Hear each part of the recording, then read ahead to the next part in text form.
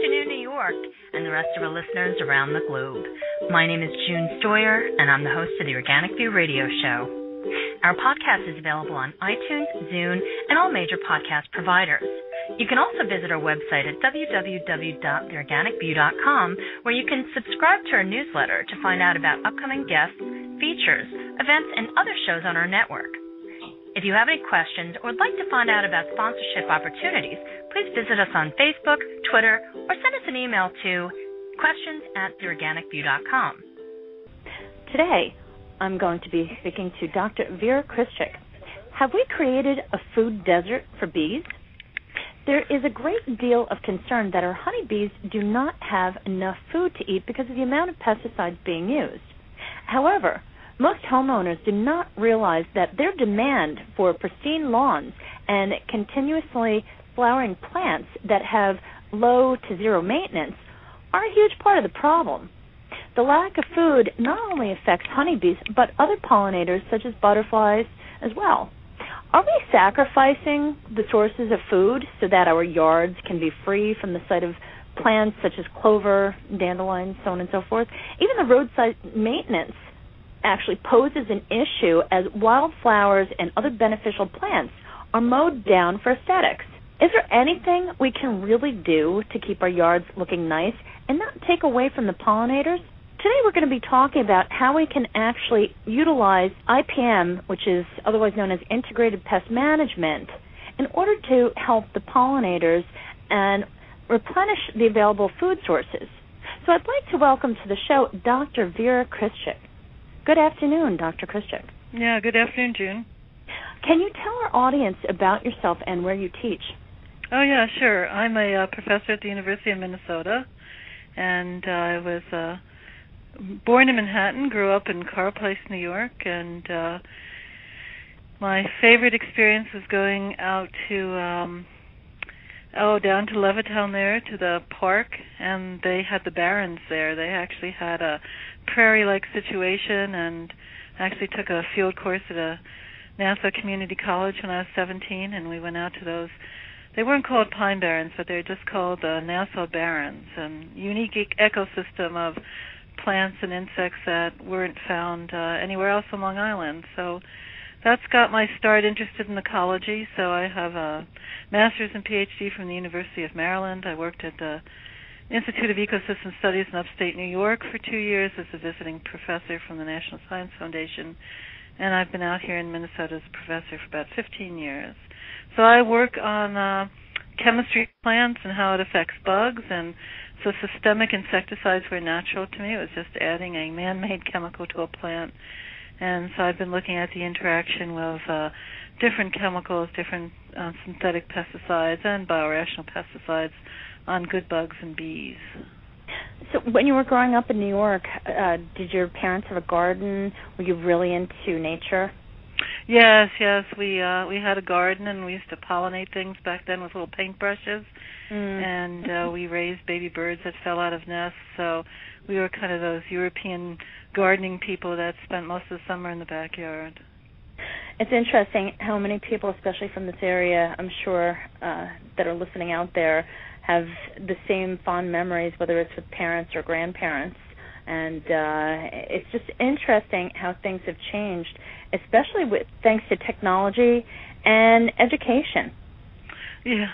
So I remember as a kid we had peach trees that made, lots and lots of delicious peaches. Yeah. We would have to stick crutches in the ground to hold up the branches, and my father would go fishing and bring back fish, and we would eat the fish, and then all the parts we'd bury under the peach tree, and making organic fertilizer for the peach tree. So, you wouldn't think of spending money back then on synthetic pesticide when you could use your waste to create compost and things. Now, it's interesting because today people are discouraged, especially since areas like Long Island are it is close quarters, so they don't want any of the bacteria that could encourage the development of E. coli to leach into the drinking water. So, my father used to do the same thing, but and there are many people that still do that, especially if they have a larger parcel of land. And It's amazing how many people still carry on these traditions that have always been very beneficial to not only the soil, but to other beings that are basically surviving out in nature. One of the questions that I'd like to discuss is about the utilization of IPM. Most people are familiar with the term, but they don't know exactly what it means. So could you start off by explaining what IPM is and why it is something that is beneficial, especially to people that are looking to, help preserve their environment? Yeah, so IPM is a concept that emerged in the 70s after DDT was banned, and the idea was that you need to use pesticides that target only the vulnerable states, and no more broadcast spraying of pesticides. You just spot treat when the pest is out. And then through time that was altered so that you had different options of pesticides. You had conventionals like pyrethroids or carbamates or organophosphates, but then also these novel pesticides were registered by the EPA that permitted you to kill your pest insect but not the good bugs. And so through time, there's been various tactics added to that. So my definition of integrated pest management is multiple tactics to control pests that include an understanding of the life history of the pest, cultural management of the environment, like we're talking about, adding compost to the soil to promote the growth of beneficial fungi and not pathogenic fungi and bacteria, and only using insecticides when you need them, and then starting with these biorational ones that don't affect non-targets like pollinators, butterflies, and good bugs. So IPM came around from agriculture. It came around after DDT, and people realized the pesticides were needed for commercial food production, but you could have insects get resistant, and then you could no longer have that tactic. So it was a way of decreasing pesticide use, especially in highly populated areas, while maintaining pesticides so they were there and effective when you needed them.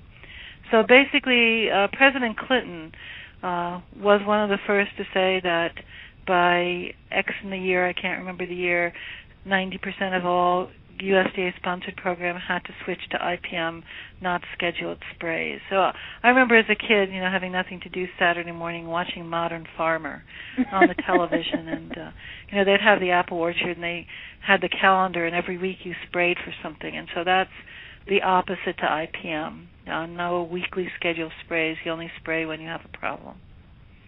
Interesting. I myself used to watch the Victory Garden. Yeah.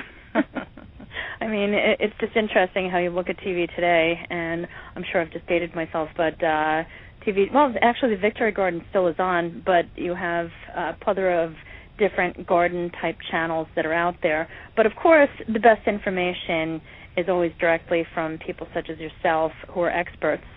What is one of the most common mistakes that homeowners make when it comes to dealing with issues, whether it's a particular bug, say the grubs that appear on their lawn, or if they're trying to control the amount of clover that is growing on their lawn? Yes, I would say the most common mistakes is people misdiagnose their issue. And so they don't really understand what's the mechanism that's contributing to their problem. So, as a bug enthusiast, clover is great because it produces nectar and pollen for good bugs, and most beneficial insects need nectar and pollen.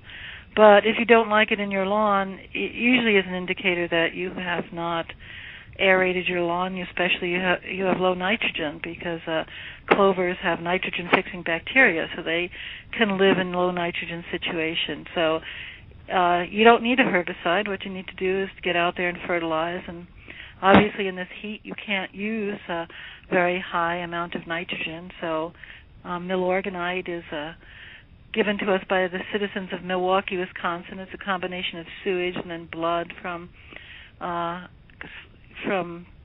slaughter yards, and it has a very low nitrogen level, but it's full of iron, and you can put it on the heat and it won't burn. So misdiagnosis of your issue. Most people think they have insect problems, grubs, as you said, and it's usually a fungal disease. Now, for an insect, one insecticide can kill a lot of different insects, but for fungi, they're all very, very different, and you really have to have an arsenal of different fungicides, and those often aren't available to homeowners, and lots of time your lawn guy doesn't even know what to use or can't identify it. So there's a lot of misdiagnosis out there where people are pumping insecticides into their lawn, and that's not their problem. So if a homeowner is not sure, and say if they don't have a landscaper, or if they do and they're just not confident in the skills that their landscaper has, where can they go for proper help and advisement? Yeah, so that's a big issue. Years ago there was a very extensive cooperative extension service that there are a lot of extension educators out there that you could contact, and as budget issues increase through time, less and less people are available, but still in Nassau and Suffolk County there is your cooperative extension office, and you can go to them, or you can go to Master Gardeners, or some of the garden centers actually have advisors there that you can ask questions of.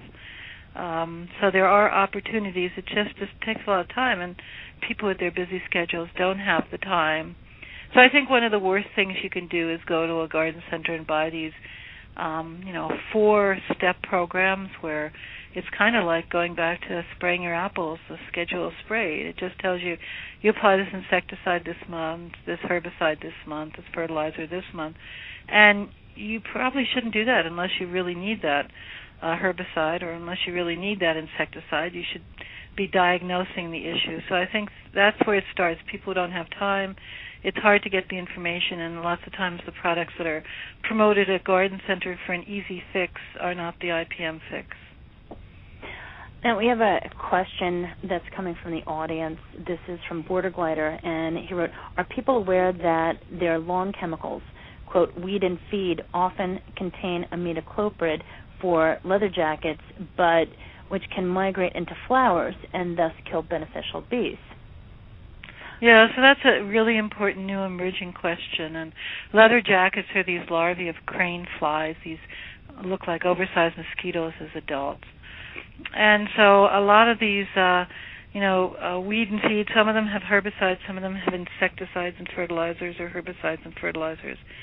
And they do have imidacloprid. So imidacloprid is probably the most used pesticide after the pyrethroids. And it's in a class called the Neonicotinoids, which means new nicotine. So back in the 1600s, you would take a tobacco plant and make compost tea, put it in water, and the nicotine and the glycoalkaloids would come out, and then you'd spray that on your crop to deter insects. And so these are called neonicotinoids because they have a similar neurotoxin that kills insects. There's about 5 closely related compounds.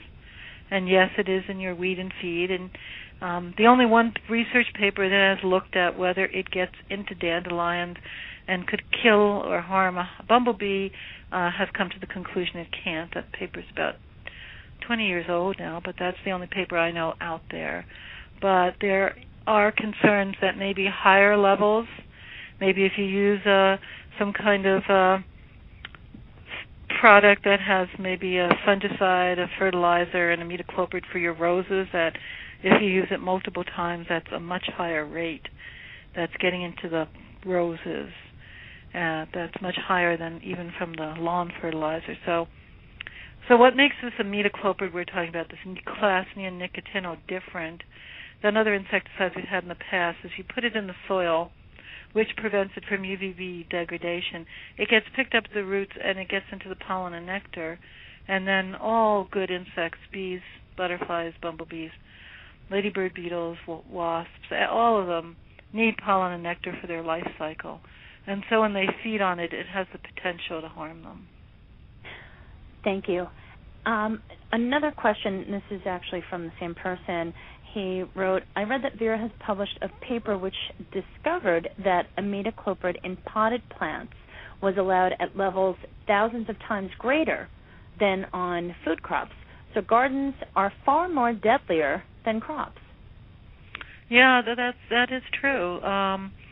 For agriculture, if you calculate how much is permitted, they usually say on the commercial label, the professional label, X amount pounds per acre per year. And so it ends up, for imidacloprid, it's about 0.4 pounds per year. So if you back calculate that with the acreage, how many square feet in an acre, you get about 4 milligrams per square foot. And in a potted rose plant, you could put 300 milligrams. So I'm right now in the process of doing multiple plants, putting different amounts, milligrams in the soil, and seeing how much end up in pollen and nectar. And then we can put on that chart, what the different label rates are for different landscape plants, and we can kind of get a feel for how much residue is ending up in nectar and pollen, and then relate that to what we know about sublethal and lethal effects to beneficial insects. So that is basically my research program right now, and it's on the way. Every year we add information to be able to make those predictions. Thank you. And actually, we have a call. Is this Graham? Hi, June. This is Graham calling from the UK. Yeah. Hi, Graham. Graham, wait, folks. You have a question for Dr. Krischik? Well, it was a question and an observation, actually. I was very interested to read online today when I didn't know anything about Vera's work until I heard through the network that she was going to be on with you. But Vera has apparently done this research on neonicotinoids being used in the garden centre trade. And it came as a great surprise to hear that the levels of imidacloprid allowed in potted plants that you buy from garden centres are hundreds of times higher. Hang on a sec. Sorry, someone's trying to get on my phone. Modern technology for you. Well, be that as it may, Hello, can you call me back? What is your opinion on that? I'm on the radio. Dr. Krischik. Sorry. What my opinion on that is it needs research to verify it, that you can see when you read the labels that you're allowed to permit higher amounts. And so we need to get the data to see how much gets translocated from the roots to pollen and nectar before we get over-alarmed. So right now it's out there as having potential. And then we need to relate that to how much would have a sublethal effect on an insect and a lethal effect. So I think it merits investigation. There's very little funding for pesticide research outside of the chemical companies themselves. And so this is, although we all think that there's a lot of information behind what we practice, the reality is there isn't. And then if, it's a backyard versus a food crop, there's not a lot of grant money available to figure out what's going on. So it really has been an under-researched area. Graham, you have a question? I just wanted to give Vera some information, which was that we've had this mystery in the United Kingdom where roughly 30 to 50% of all beehives have been dying every winter. They don't make it through the winter. And the hypothesis, and I understand why she feels it is a hypothesis, is that the people among us like myself who keep their bees in rural areas where we have canola growing and other crops that use imidacloprid, the hypothesis that we feel very strongly is that our bees are being affected by neonicotinoids because in 20 years of beekeeping we've never seen anything like this. Now the mystery is that a very well-known beekeeper in London who keeps his bees right in the middle of the city, he lost 18 out of 18 hives 3 winters ago. There's a man called John Chappell who's the chairman of the London beekeepers.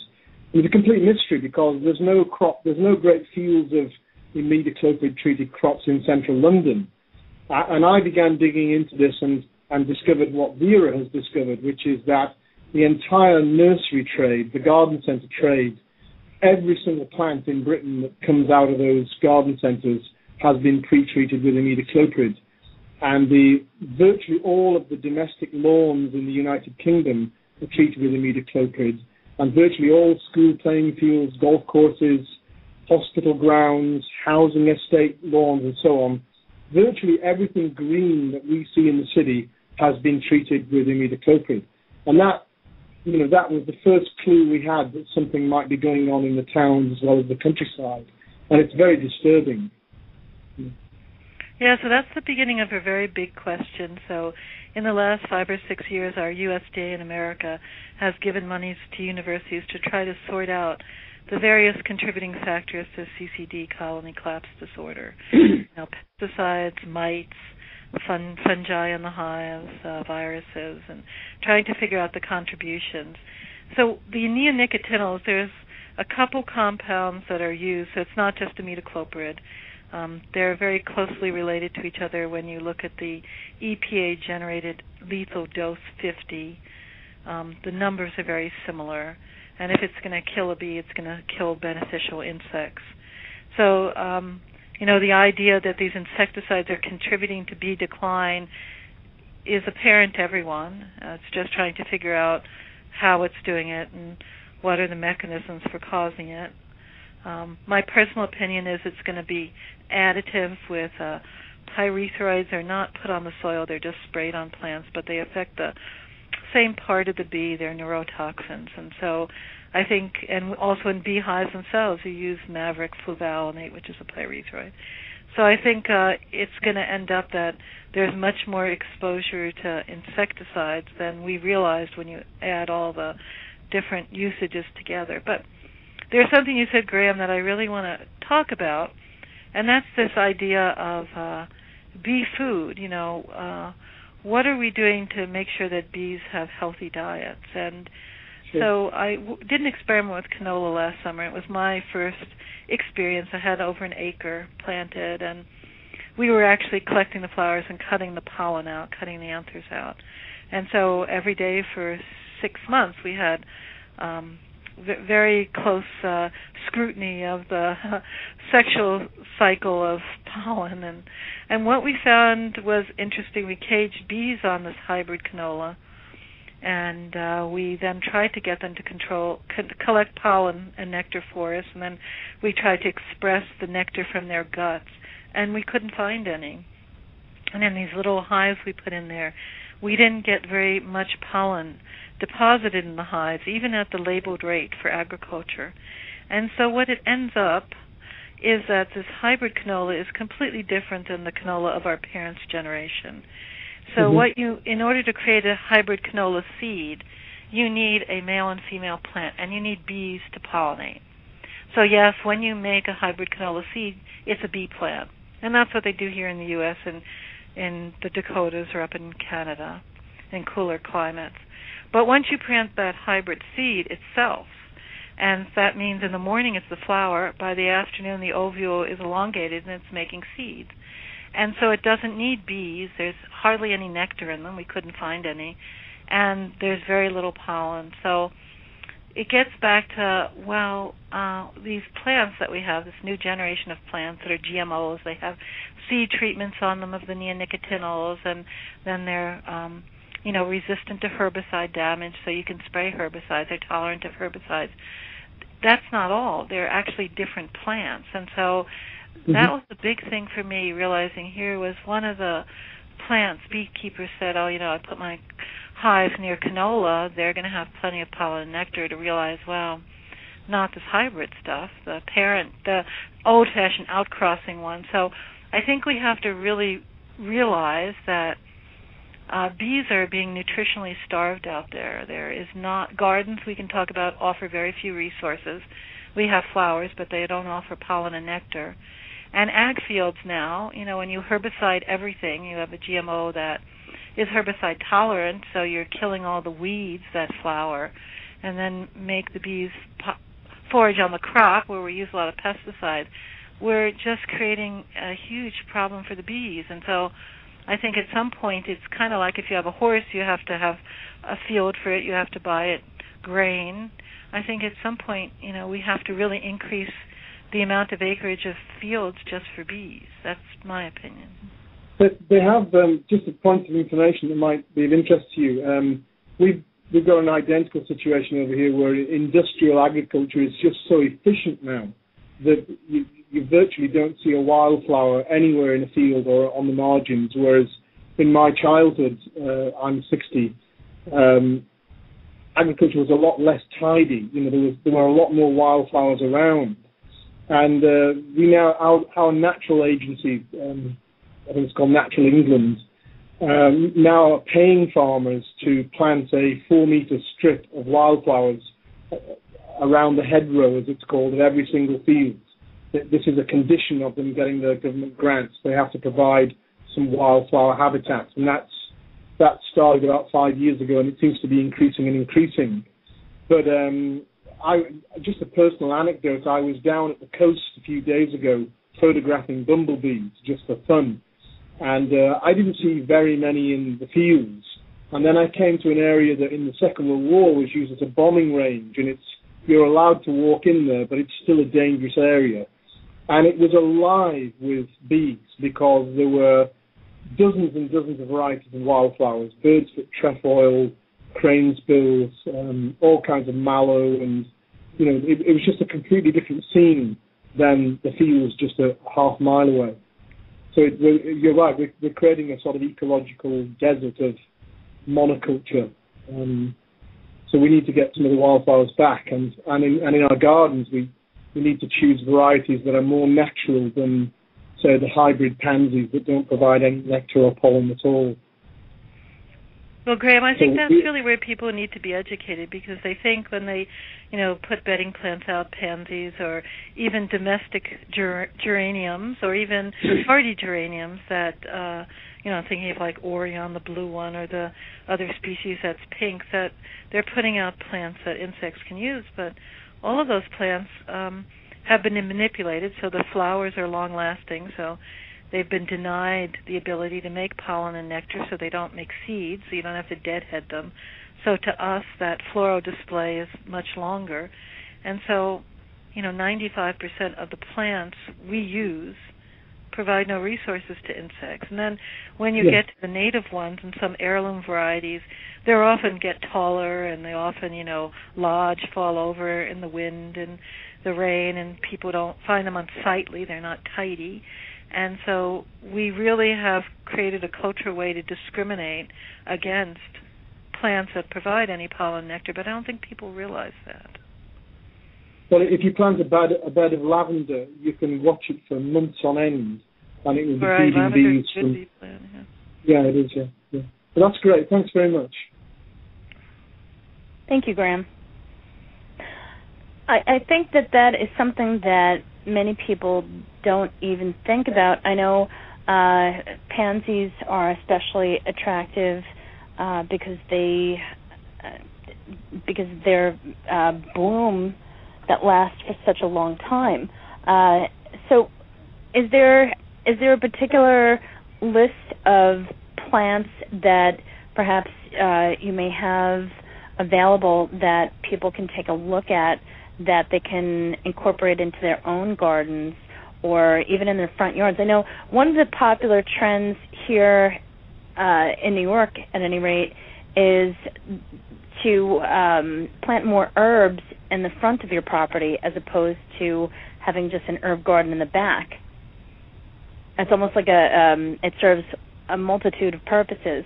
The beauty, number one. Number two, the fact that the herbs can be used for culinary purposes, and also the fact that they are beneficial to the pollinators.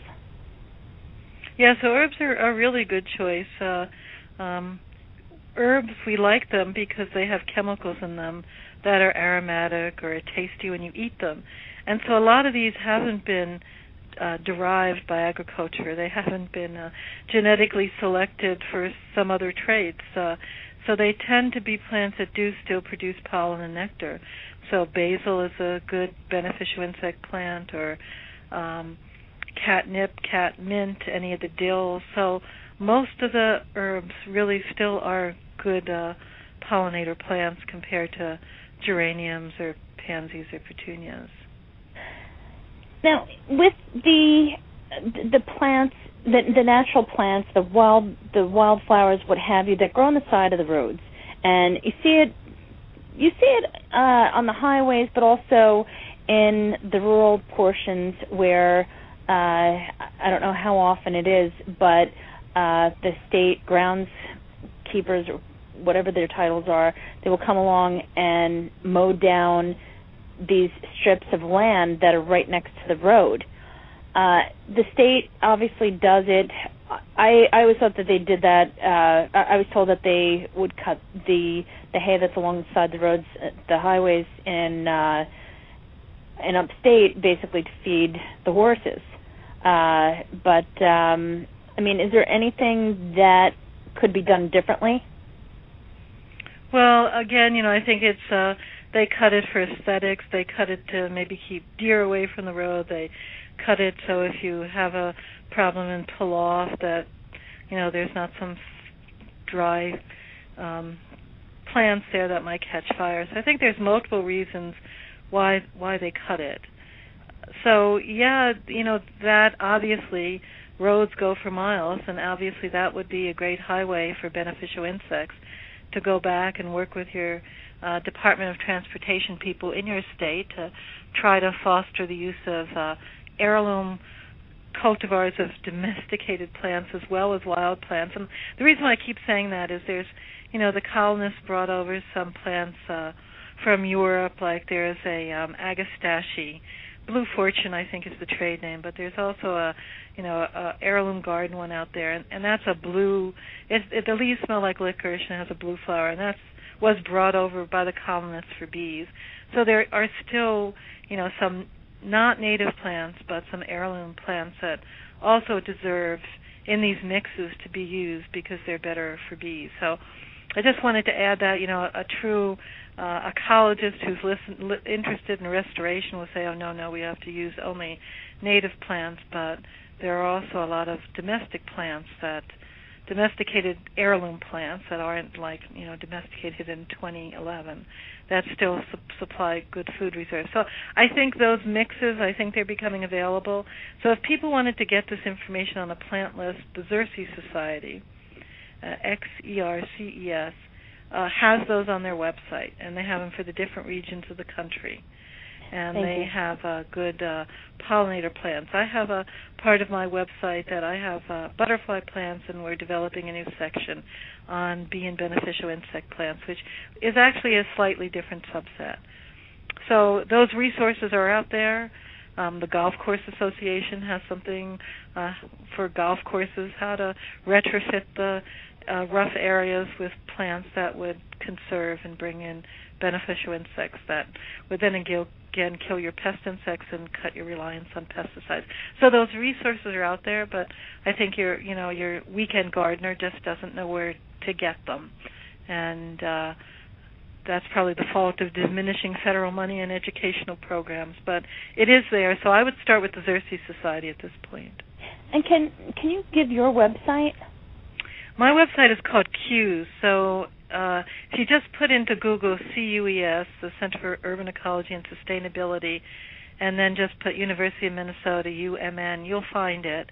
And there's a section there called Lake Jarvis, which talks about a restoration of native plants that we put around a lakeside, and that was developed for beneficial insects. So we have that resource, but like I said, in the next few months, we do have a state grant from the Minnesota Citizen, and it's called the LCCMR, and we got a state grant 2 years ago, and part of that funds our research and part funds developing our website to give people easy access to information on what are good bee and beneficial insect plants. So bee plants are usually blue.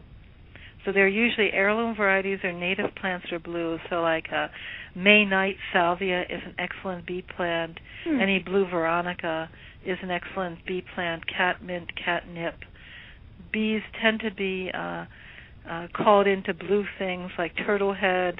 The pinky purpley one is a bee plant. So that would be a lead for you, but that doesn't mean a blue pansy is going to be a bee plant. So we hope to have that all on our website in the next 4 months. Why blue? Yeah, it's an interesting question. Bees are attracted to blue. Now, insects in general, the emerald ash borer program, they use kind of a violet-blue trap for that. So it seems to be a color for insects. So, that's a whole story in itself. In the evolution of the earth, insects crawled out of the water, and there weren't plants there. So they, and most people don't want to give insect credits for this, but I think they have to rethink it.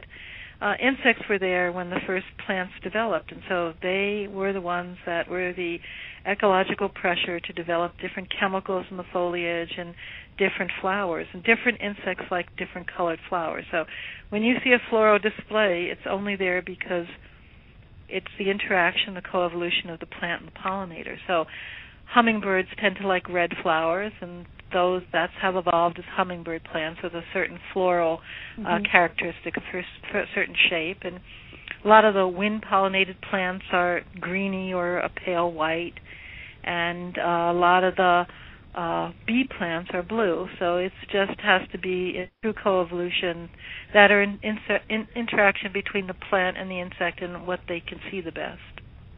That's really interesting. So it's not exclusively blue like old-fashioned roses, not tea roses, but the old-fashioned Rosa rugosa or the seaside rose that have open flowers that only open for a day.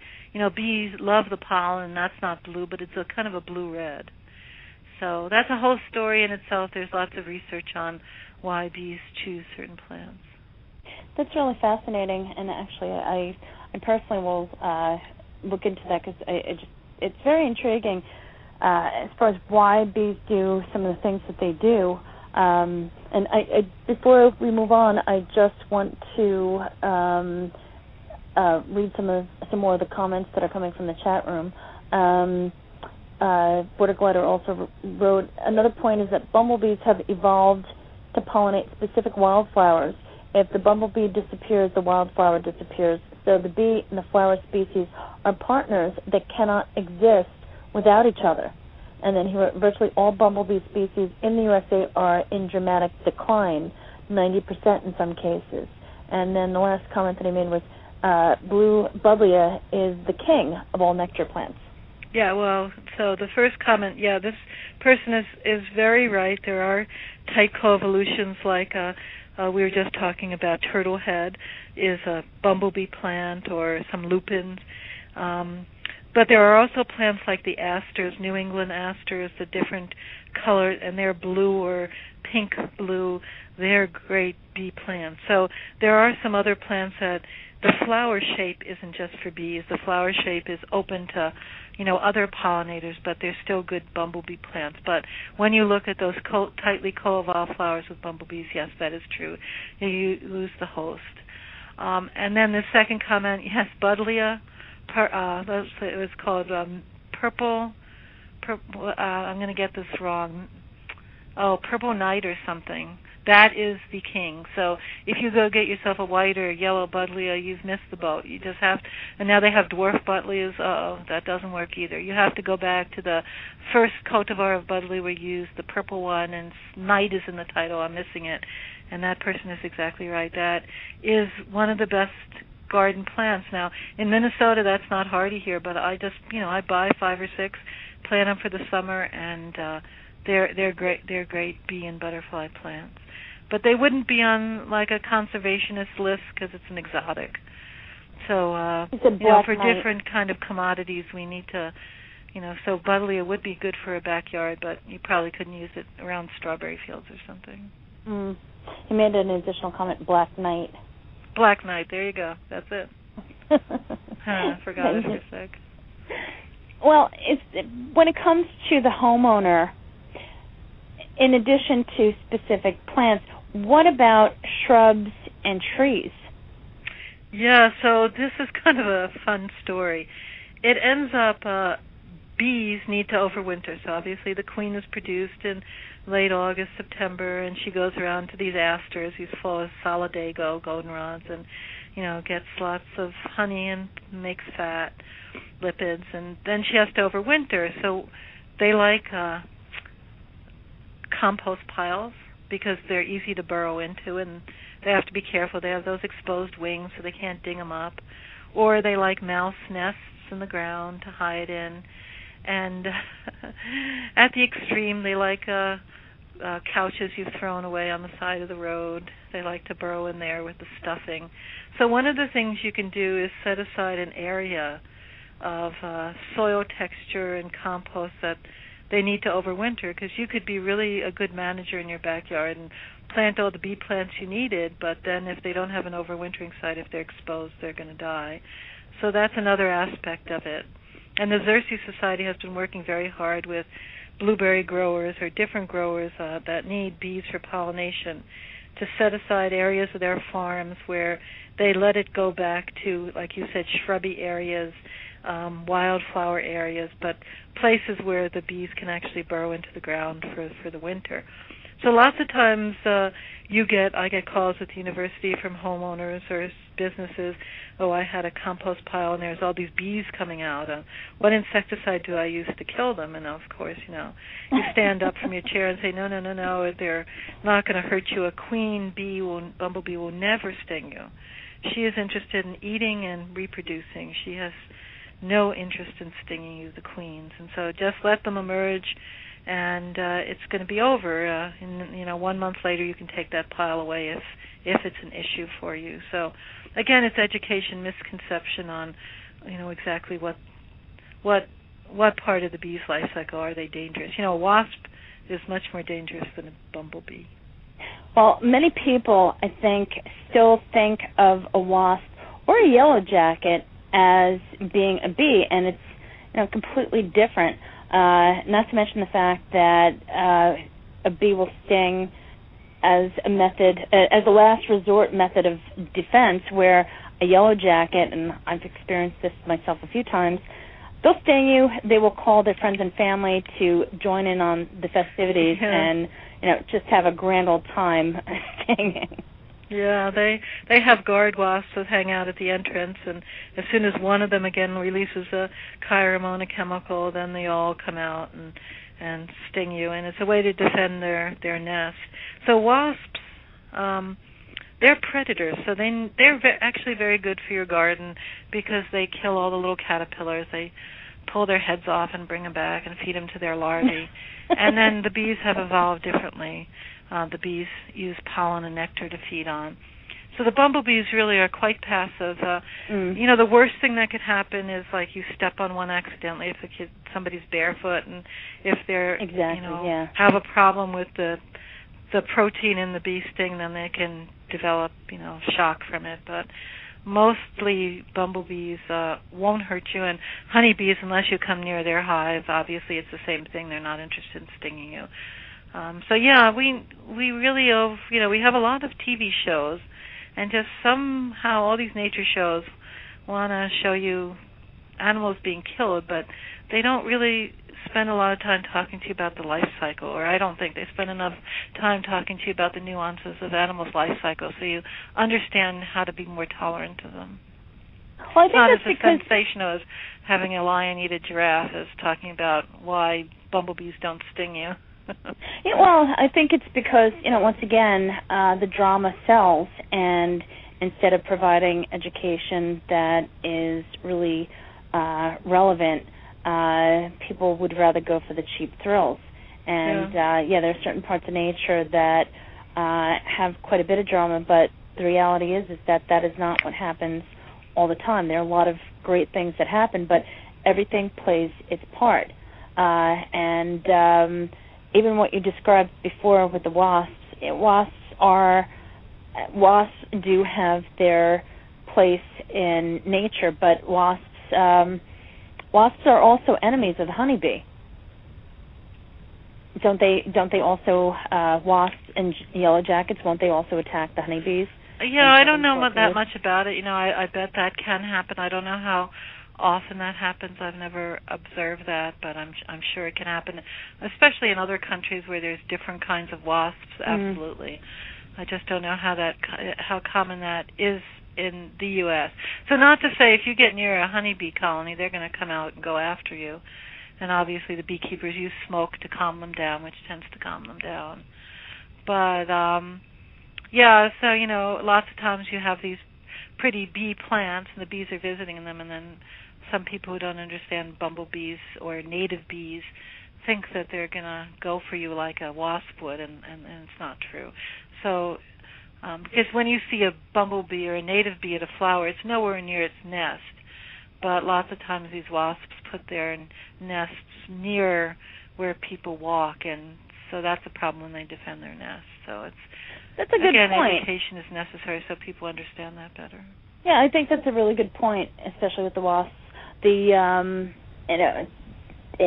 They're just completely different insects altogether. It's just a matter of being able to identify the difference between the two and understand that one is just looking to do, get food, reproduce, and that's it. Not looking to attack anybody. Just wants to be left alone. And other pollinators, they have different objectives and they interact differently.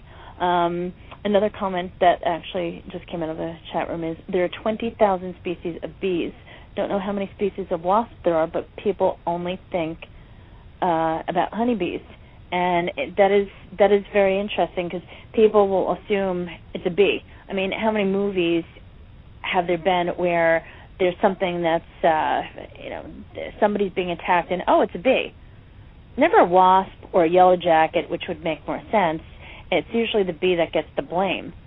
So, once again, Hollywood, I think, has taken advantage of one small component of the bee, but once again, the educational component is really what matters most, especially today, to get the right information out there, especially to the public.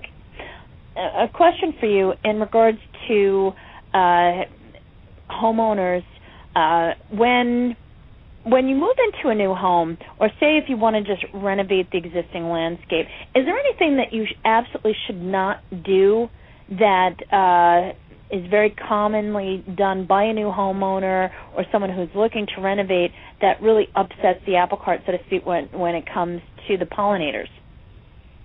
Oh gosh, I'd have to think about that for a minute. I know one of the biggest things that I've noticed is people are very quick. Instead of having the soil tested, they just will mow down anything that's there without consideration to what the previous homeowner has done. And if they see that there's a need for evening out or leveling out the landscape, they will dump soil. And you might just wind up getting soil that is not what the ad in the paper may have said it was, which is supposed to be topsoil. Might wind up be something that's going to take quite a bit of time to fix. Well, I know people, they get their conceptions of what their backyard should look like from a magazine ad or a TV ad. And more, those older gardens, which were very diverse, you had a fig tree, and then you had a place for your tomatoes and cucumbers, and you had old-fashioned things like hollyhocks or monardal, which are good pollinator plants. And they were all different sizes, tall things, short things. I think if a homeowner moves into a house that, an elderly couple has left, and they come in contact with that 50s garden that, might have a big blank space in it because that's where the vegetable crops went, and they didn't realize that. And then it has these plants of different height that get leggy because they're producing seed, and so they don't have beautiful flowers all the time. They just perceive that as weeds, and they want to take it all down, and then there seems to be this, the year 2000, they seem to have this idea that a plant should be a little round heap that has 6 inches of space, and then there's another little round heap. And so I think what people do is they retrofit it based on the ads they see in papers, and they think that previous garden was very messy when it was probably the better garden for beneficial insects. Well, it's interesting, as you pointed out, some of these magazines that have these pristinely manicured gardens are not what they seem. Well, I am sure for those ads that what they do is they take, like you say, they put soil in, and then they just take the plants maybe in the pots, or maybe they take them out of the pots, and they just make a beautiful aesthetic garden, and they photograph it like that can be somebody's backyard. And now this was a stage shot, like stage pizza. And now everybody looks at it and says, oh, yeah, I want my garden to look like that. So what they do is they take out all the perennials, and then they just get bedding plants. And in the fall, they clear-cut it and take everything out. And I think that's where we've gone to. You just have soil, you put stuff in for the summer, and you pull it out. And because that's what the ads promote, whereas the old-fashioned garden was kind of messy. and people don't perceive aesthetically that as pretty. So, like in your mind, if you see a garden magazine and you see a cottage garden from Europe, that's a really good beneficial bee garden with plants that have a seasonal phenology, so flowers from April to October are offering pollen and nectar. And so that April plant, when it dies, when it no longer is making flowers, it sits there yellow, but you have to leave it there because it's going through its life cycle. So you can't pull it out, and people perceive that as ugly. So I think we've really have had, because of magazine ads and TV ads that are promoting products or promoting garden centers or products used on plants, have really given us in people's minds a conception of gardens that is definitely anti-good insect. And it's interesting. It's almost the same with magazines and fashion magazines, where you have these models that are size -1 that are just not realistic, and it sends out this message that this is what the norm is supposed to be, and in order to conform, you have to do what they do, and that's just not reality. And the same thing, I mean, this is very interesting because the garden magazines, there are many different homeowner-type magazines and other such magazines where they have these pristine gardens that really belong in a picture book for that very reason. I remember I worked at a building in Manhattan many years ago in which every week there was a little garden area, and every week they had new plants. They had shrubs, they had trees, they had all sorts of different things, and every week they would dig up everything. And all I thought to myself was, that's got to be really shocking for the plant to constantly keep pulling them up, and who knows what they did with them after they were done. But for the sake of beauty, what are we exactly doing? I mean, is it really necessary to do something like that? I think it's a little extraneous. I think sometimes people think, well, if you have tall plants, you're going to have more mosquitoes. Now, I've heard that, and I don't know where people get that from. Mosquitoes do during the day hang by their tarsi from plants and wait till they get a whiff of CO2 or something to go find a person. So there are also some, urban myths on, plant size. So usually your heirloom varieties, your natives are taller and more leggy and, not as attractive all the time. So, but yeah, definitely, people get their information from the pictures at garden centers or in magazines.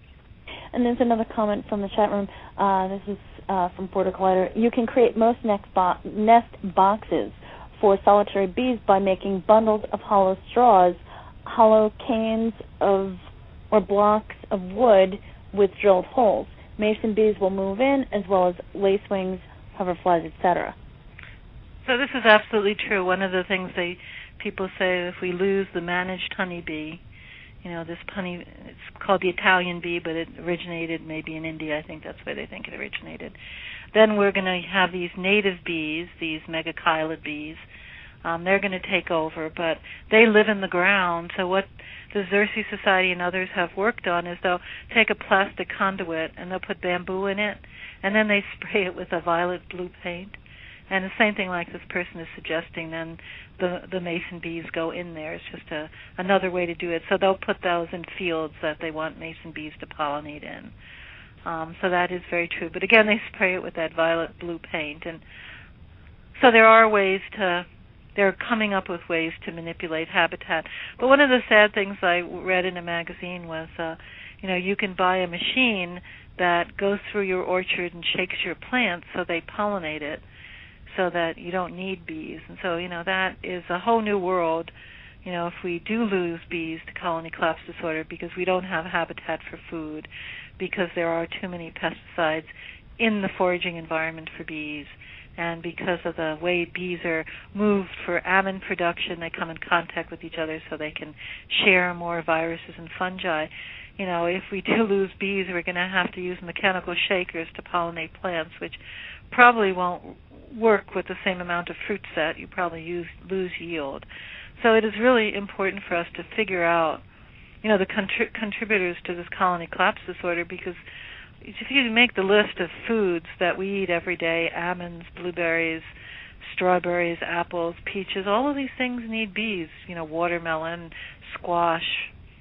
And it's a huge list. I think it's somewhere around 75% of all our food crops need pollinators. And if bees and native insects are in such rapid decline, we're going to be in trouble as a culture of, what are we going to eat? Wind-pollinated things like wind and corn. And now, what can a beekeeper actually do? Because there are a lot of beekeepers out there that don't have the luxury of having the land to grow these types of plants that they can forage from.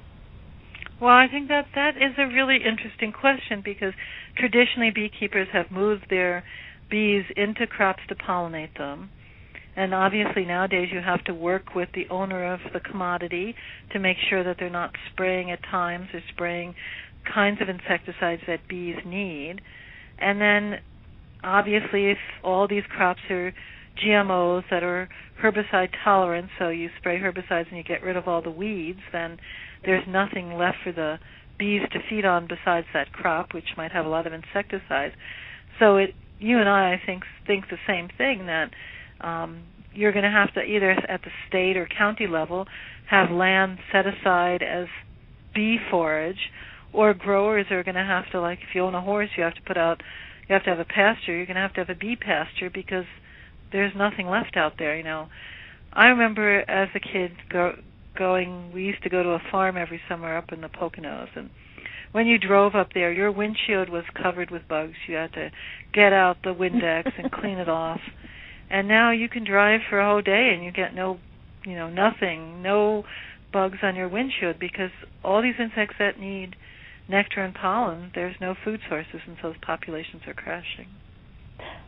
Now that New York City has lifted the ban, and I mean there are many other metropolitan areas that permit beekeeping, but now that New York City has lifted the ban, and you have so many beekeepers that exist in the city, given the fact that a lot of these plants that come from nurseries are soaked in these pesticides, I mean, it's kind of interesting, because if you think about the cities, the trees and there are linden trees. There are so many different trees that the bees can forage from. I mean, what could you do if you're in a situation like that where you're a rooftop beekeeper? I mean, should you just grow from potted plants? Well, I know that's a really good question. Again, if you're a beekeeper and you're expecting that your bees should forage on the space that's managed by somebody else, then you're at the mercy of their management. And so I don't know about these beekeepers. The gentleman Graham was talking about how their beekeepers in the city had such high losses compared to the countryside. So it's an interesting question, how these bees are getting by. Now, obviously trees would be good resources, but now that we have these insecticides that are being used on trees, imidacloprid is used on trees and is going to get in the pollen and nectar, and they use it on linden trees to control Japanese beetle. That's a big issue for anybody who's growing bees or interested in native bees. So, it seems to me we have to take a better look at our management practices in urban areas. Yes. So the reason why these neonicotinoids were so widely used is because they have low mammalian toxicity. Nobody sat down and thought about the problem of them being systemic and getting into pollen and nectar. It's very interesting when you take a look at it from that perspective, because many people don't, and I think that's exactly why we need people such as yourself to continue the educational process. Dr. Krischik, thank you so much for coming on the show today. Unfortunately, we are out of time. Folks, thank you so much for tuning in. This has been June Stoyer with the Organic View Radio Show. Have a great afternoon, everyone.